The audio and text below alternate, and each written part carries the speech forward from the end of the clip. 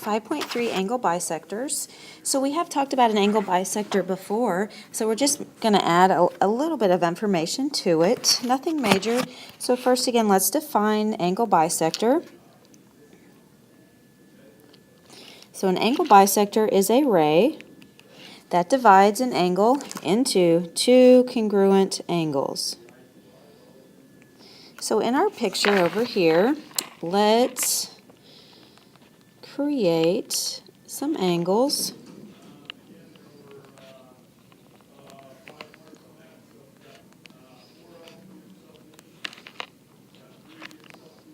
In our angle here, we would know that this is an angle bisector because it would be marked as so. Remember to mark angles congruent, you put the little arcs there in the vertex. So in our diagram now, we have ray BD. All right, it is the angle bisector of angle ABC. All right, so let's learn some properties of an angle bisector. The first one is about some distances that are on the interior of the angle. So if a point is on the bisector of an angle, then it is equidistant. So there's that word again, equidistant. Remember, that just means equal distance. It is equidistant from the two sides of the angle. So again, I want to read that again, and then we'll come over and mark this. So if a point is on the bisector of an angle, then it is equidistant from the two sides of the angle. So again, let's here make ourselves angle.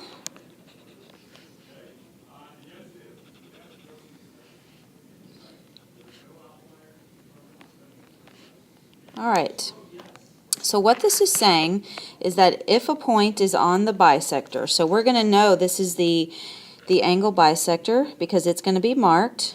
So this is the angle bisector, and we have a point that is on the bisector right here in D.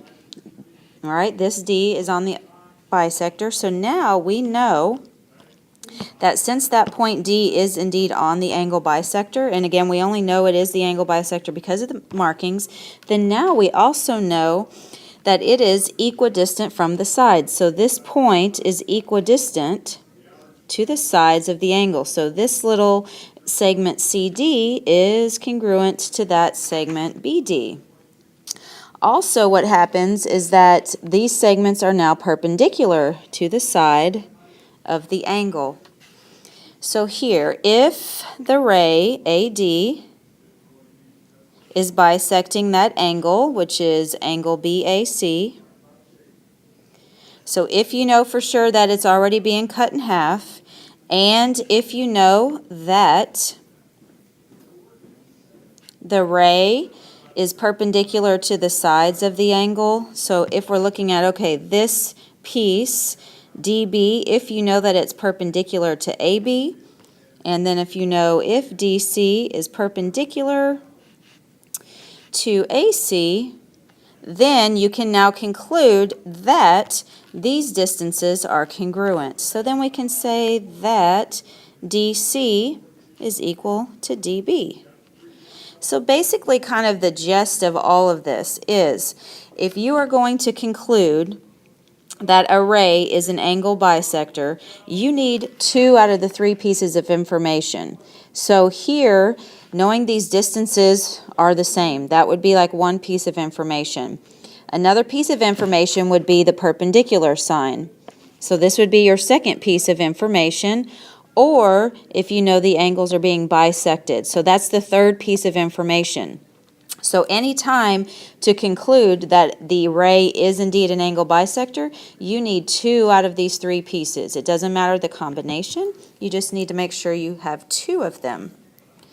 Now, of course, you always know we can take the converse of that. So what we started with here is that we said that, okay, the angles are congruent, so therefore we can conclude that these little segments are congruent. So now we're going to go in the reverse order.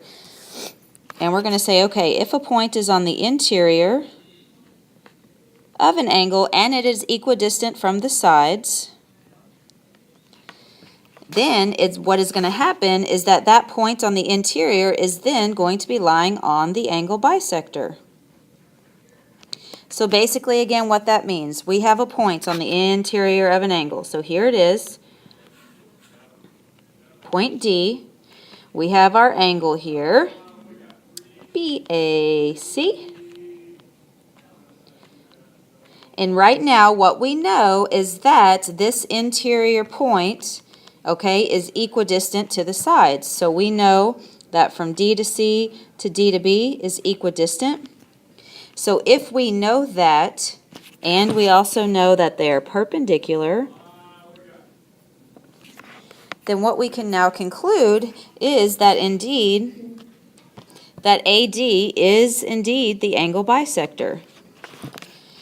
So if you know that the little pieces on the inside, the little rays, are perpendicular. So if we know that from the ray to the side is perpendicular on both sides, so we would also need to know that DC is perpendicular to AC, and we know that our lengths from the ray to the side of the angle, these are the same.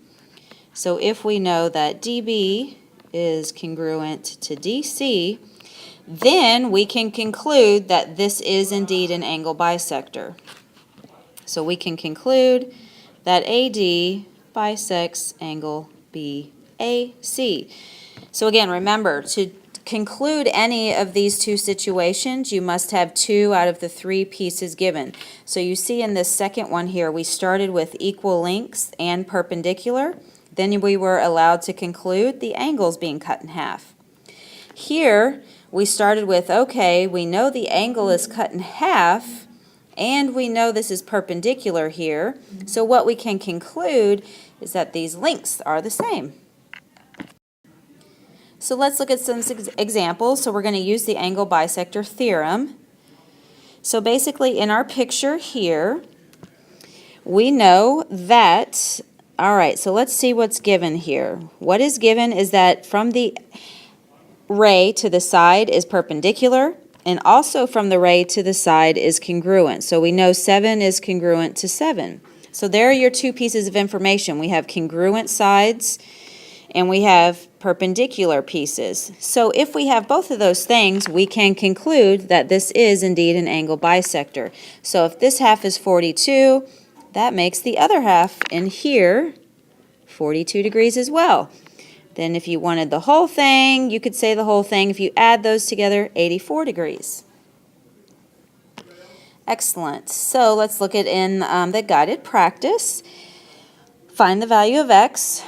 The information given here. We know that the angles are congruent because they're both 27.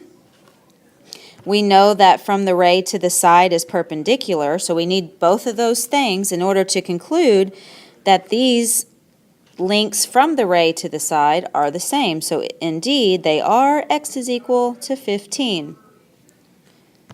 In number 2, we know that the lengths here are congruent, and we know that they are perpendicular to the sides of the angle. Therefore, we can conclude that this is an angle bisector. So remember, bisect means cut into 2 congruent parts. And we all should know now that when we solve, that congruent pieces have equal measures. So that's how we set everything up. Is equal to x minus 6, add 6. So our x is 11. All right, next one, 3. We have our 2 pieces of information. We know the angle's being cut in half, and we know that these distances on the interior are perpendicular to the sides.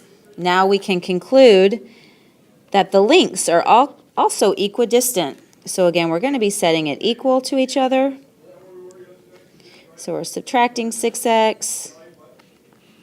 So negative 5x is equal to negative x. Divide everything by negative 1. X is 5.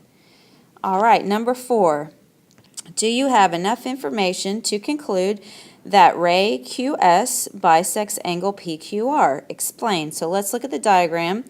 What we know here is that from S to P and from S to R is equidistant. So remember what I said earlier when we were taking the notes right before this, that you needed 2 pieces of the information out of the 3. Right here, if you were to count, we only have kind of 1 piece of information because all we know is that these lengths are equidistant. We do not know anything about the angle in here, and we don't know anything about how it intersects at the corners. So no, we don't have enough, because a couple of things. We don't know that SP is perpendicular to PQ, and we don't know that SR is perpendicular to QR. So we would need to know that these pieces are perpendicular in there in order to conclude an angle bisector, and we don't have those. 2 out of the 3 pieces of information you can conclude.